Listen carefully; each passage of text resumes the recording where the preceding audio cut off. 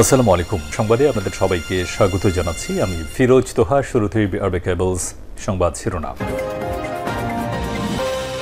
বাংলাদেশের সর্বশেষ গুরুত্বপূর্ণ আপডেট সংবাদে আপনাকে স্বাগত। শুরুতেই সংবাদ শিরোনাম, পরে বিস্তারিত। শুরুতেই জানিয়ে দিব, শেখ হাসিনাকে আশ্রয় দিয়ে ভারত ভালো কিছু করেনি বললেন মির্জা ফখরুল। শেখ হাসিনাকে ভারতের সরকার আশ্রয় দিয়ে ভালো কিছু করেনি বলে মন্তব্য করেছেন বিএনপির মহাসচিব মির্জা ফখরুল ইসলাম আলমগীর। আজ গাজীপুরের কোনাবাড়িতে শ্রমিক সমাবেশে তিনি এসব কথা বলেছেন। মির্জা ফখরুল বলেন, ভারতকে আমরা বলেছি যে গণহত্যা করেছে তাকে জায়গা দেবেন না, তারা এখনো কথা শোনেন। তাই অন্তর্বর্তীকালীন সরকারকে বলছি, ভারতকে চিঠি দিতে হবে যাতে তারা শেখ হাসিনাকে বাংলাদেশের হাতে তুলে দেয়। এরপর জানিয়ে দিব, ইসলামী দলগুলো অচিরেই এক হবে বললেন রেজাউল করিম। ইসলামী দলগুলো অচিরেই এক হয়ে ইসলাম ও মানবতার পক্ষে পরিবেশ তৈরি করবে বলে জানিয়েছে ইসলাম আন্দোলন বাংলাদেশের আমির মুফতি সৈয়দ মোহাম্মদ রেজাউল করিম। আজ রাজধানীর ইনস্টিটিউশন অব ডিপ্লোমা ইঞ্জিনিয়ার্স মিলনায়তনে আয়োজিত ইসলামী যুব আন্দোলন বাংলাদেশের প্রতিনিধি সম্মেলনে সব কথা বলেন তিনি। এদিকে সাবেক প্রধানমন্ত্রী শেখ হাসিনার জন্মদিন আজ, নেই কোনো ঢাকঢোল। সাবেক প্রধানমন্ত্রী শেখ হাসিনার ৭৮তম জন্মদিন আজ।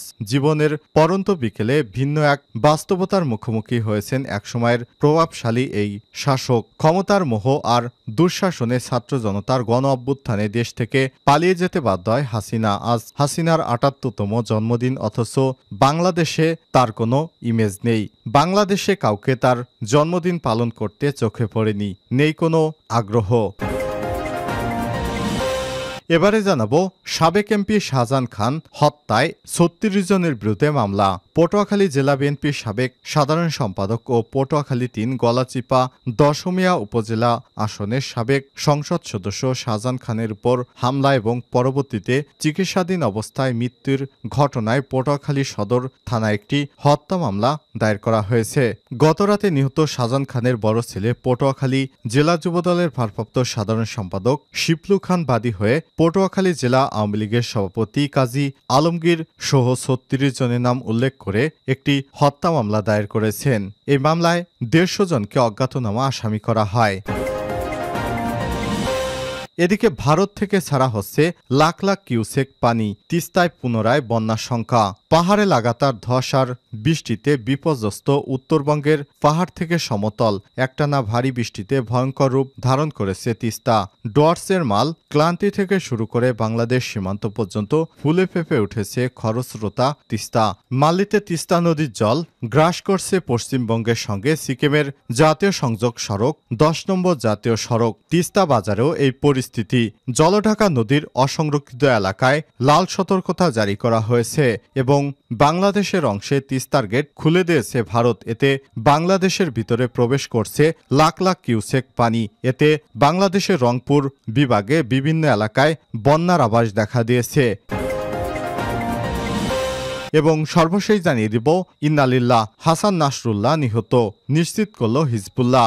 ইসরায়েলে বিমান হামলায় লেবাননের সশস্ত্র সংগঠন হিজবুল্লাহর প্রধান হাসান নাসরুল্লাহ নিহত হয়েছেন। শনিবার ২৮ সেপ্টেম্বর এক বিবৃতিতে বিষয়টি নিশ্চিত করেছে ইরানপন্থী প্রতিরোধ যোদ্ধা দল হিজবুল্লাহ। ৩২ বছর ধরে এই সংগঠনের নেতৃত্বে ছিলেন হাসান নাসরুল্লাহ। খবর আল জাজিরার। প্রিয় দর্শক, এতক্ষণ শুনছিলেন সংবাদ শিরোনাম, এবারে বিস্তারিত।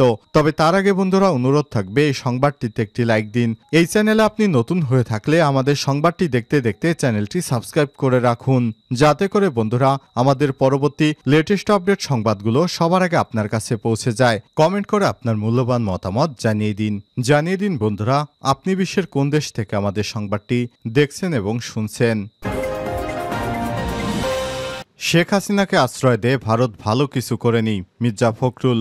শেখ হাসিনাকে আশ্রয় দিয়ে ভারত ভালো কিছু করেনি বলে মন্তব্য করেছেন বিএনপির মহাসচিব মির্জা ফখরুল ইসলাম আলমগীর। শনিবার ২৮ সেপ্টেম্বর গাজীপুরের কোনাবাড়িতে শ্রমিক সমাবেশে তিনি সব কথা বলেছেন। মির্জা ফখরুল বললেন, ভারতকে আমরা বলেছি যে গণহত্যা করেছে তাকে জায়গা দেবেন না, তারা এখনো কথা শোনেনি। তাই অন্তর্বর্তীকালীন সরকারকে বলছি, ভারতকে চিঠি দিতে যাতে তারা শেখ হাসিনাকে ফেরত পাঠায়। এ সময় তিনি বলেন, শেখ হাসিনা শ্রমিকদের হত্যা করেছে, ছাত্রদের হত্যা করেছে, পুলিশ বাহিনীকে ব্যবহার করে দেশে ভীতিকর পরিস্থিতি তৈরি করেছে। তবে শেখ হাসিনা পালালেও তার প্রেতাত্মারা এখনো এদেশে আছে।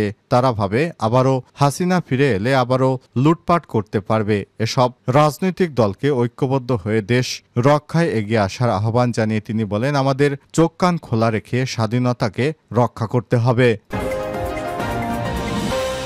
ইসলামী দলগুলো অচিরেই এক হবে, রেজাউল করিম। ইসলামী দলগুলো অচিরেই এক হয়ে ইসলাম ও মানবতার পক্ষে পরিবেশ তৈরি করবে বলে জানিয়েছে ইসলামী আন্দোলন বাংলাদেশের আমির মুফতি সৈয়দ মোহাম্মদ রেজাউল করিম। শনিবার 28শে সেপ্টেম্বর রাজধানীর ইনস্টিটিউশন অব ডিপ্লোমা ইঞ্জিনিয়ার্স ইনস্টিটিউশনে বাংলাদেশের প্রতিনিধি সম্মেলনে সব কথা বলেন তিনি। মুফতি রেজাউল করিম বলেন, ইসলামী দলগুলোর সঙ্গে নিয়মিত যোগাযোগ হচ্ছে। অচিরেই ইসলামী দলগুলো এক হয়ে ইসলামের পক্ষে, মানবতার পক্ষে পরিবেশ তৈরি করবে। বর্তমান শিক্ষা কমিশনে ইসলামী চিন্তাবিদ না থাকার প্রসঙ্গ টেনে তিনি বলেছেন, অন্তর্বর্তীকালীন সরকারের সব স্তরের মানুষের সরকার, তবে এখন কেন যেন সেটি পরিলক্ষিত হচ্ছে না। 92% বেশি মুসলিমদের দেশে ঘটে যা জনমানুষের আন্দোলনে আলেমুলামারা এত গুরুত্ব রাখার পরও বর্তমান শিক্ষা কমিশনে একজনও ইসলামী চিন্তাবিদ নেওয়া হয়নি। আসন্ন নির্বাচনে মাঠ পর্যায়ে নিজেদের জায়গা তৈরি করতে কর্মীদের এখন থেকেই কাজ শুরুর আহ্বান জানিয়ে ইসলামী আন্দোলন বাংলাদেশের আমির, আল্লাহ চাইলে বিজয় কে ঠেকাবে, আর কেউ ইসলামী আন্দোলনের মাথায় নুন রেখে বড়ই খেতে পারবে না ইনশাল্লাহ। সাবেক প্রধানমন্ত্রী শেখ হাসিনার জন্মদিন আজ, নেই কোনো ঢাকঢোল।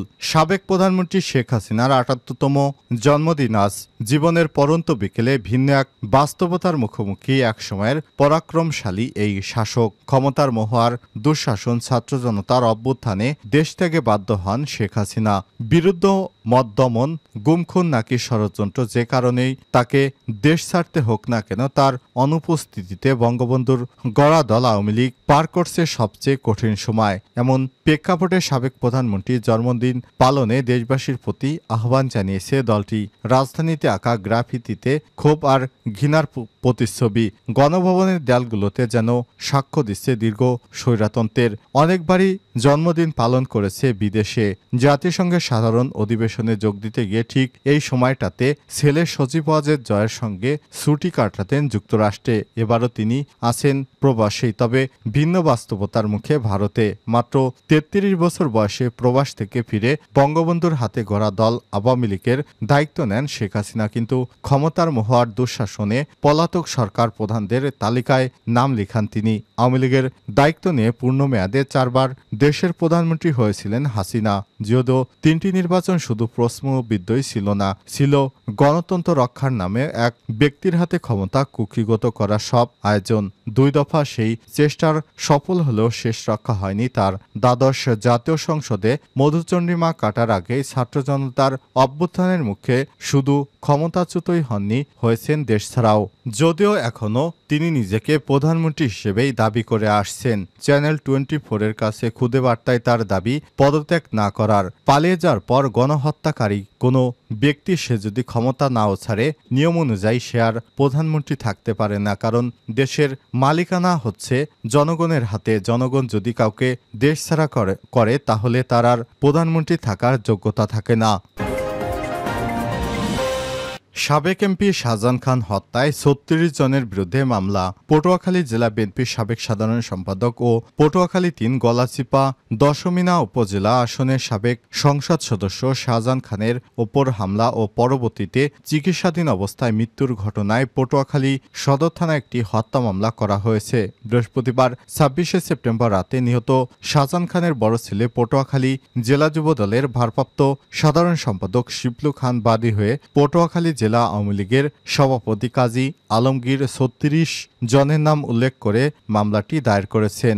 মামলায় আরও ১০০ থেকে ১৫০ জনকে অজ্ঞাতনামা আসামি করা হয়েছে। মামলাটি এজাহার হিসেবে গ্রহণ করা হয়েছে বলে শনিবার ২৮শে সেপ্টেম্বর নিশ্চিত করেছেন পটুয়াখালী সদর থানার ওসি মোহাম্মদ জসিম। মামলার বিবরণ থেকে জানা গেছে, গত ২০২২ সালের ৫ই নভেম্বর বরিশাল বিএনপির বিভাগীয় সমাবেশ ও মোটরসাইকেল যোগে যার পথে শাহজাহান খান এবং তার সঙ্গে থাকা নেতাকর্মীদের উপর সদর উপজেলা পটুয়াখালী বরিশাল মহাসড়কের পিয়ালি এলাকায় আওয়ামী লীগ, যুবলীগ ও ছাত্রলীগের নেতাকর্মীরা হামলা চালিয়ে মারধর এবং মোটরসাইকেল ভাঙচুর করে এই ঘটনায় গুরুতর আহত শাহজাহান খান গত 28শে নভেম্বর সকালে ঢাকা ল্যাব-8 হাসপাতালে চিকিৎসাধীন অবস্থায় তার মৃত্যু হয়েছে।